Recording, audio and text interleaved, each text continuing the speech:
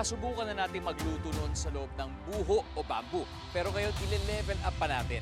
Kasi yung ulam sa loob ng kawayan, sasadyay nating durugin at salaksakin.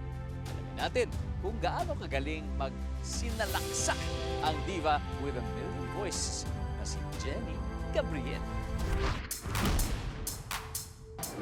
Ang The Clash Season 3 first runner-up ay mapapasabak sa isa na namang mainit na laban.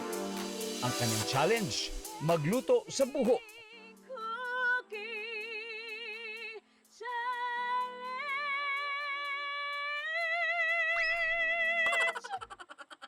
May panieta pa siya. Uy! Ay, may camera pala dito. Sandali.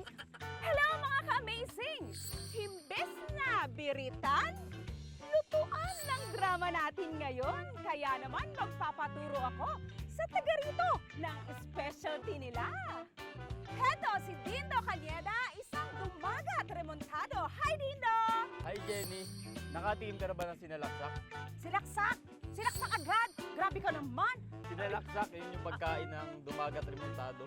Sinalaksak? Yung Oo, lagi mo yun. kasi. Ito naman eh. Ito naman nililiwanag kasi. Ano ba yun? Ano yun, yung pagkain yun na namin dito sa Tanay ng mga dumagat.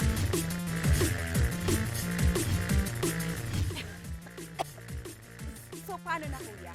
Maglalagay tayo ng bawang, saka luya, saka asin, saka seasoning. Ayan, lagyan natin ng hipon at saka daon ng sili. Saka bunga ng sili para medyo maanghang ng konti. Ang sarap yan. Jenny, bali, lalagyan din natin siya ng konting tubig. Gagamit pa tayo ng isang buho na ipangahalo natin sa loob para ma-mix yung mga ingredients sa loob. Tara Jenny, tara sa lutuan.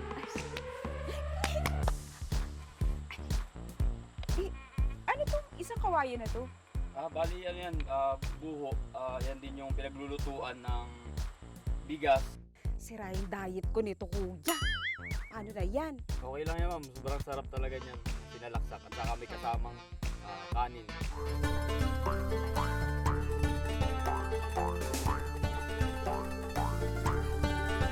Tom Jones na mi, hindi pa ba luto? Jenny, luto na to. Pero kailangan, muna, salaksakin muna natin siya. Durugin. Tara. Sige, tara. Tara.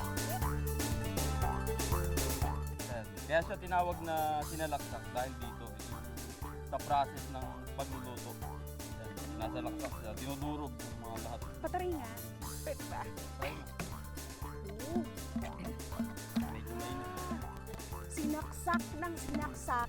Kaya pala Kanina pa siya nagbabayo para maghanda ng kakaibang putahe ng mga dumagat remontado.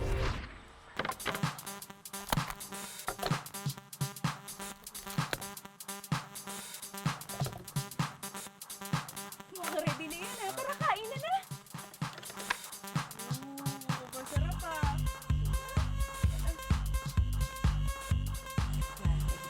Yan. Maanghang siya ha. Pero kaya naman. Kaya naman. Tolerable naman yung anghang. Alam mo bang medyo kalasa nito yung favorite kong ulam din? Yung laing. Akala mo rin siya may gata, pero wala. So ngayon, madalas, ginagawa na lang siyang appetizer. Ako na, nawawalan ka ng nauumay ka dun sa, sa ulam. Sama mo nito kasi maanghang. In fairness ha, parang mas gusto ko to. May bago na akong favorite. Bukod sa'yo. Sarap talaga. Tara, kain pa tayo.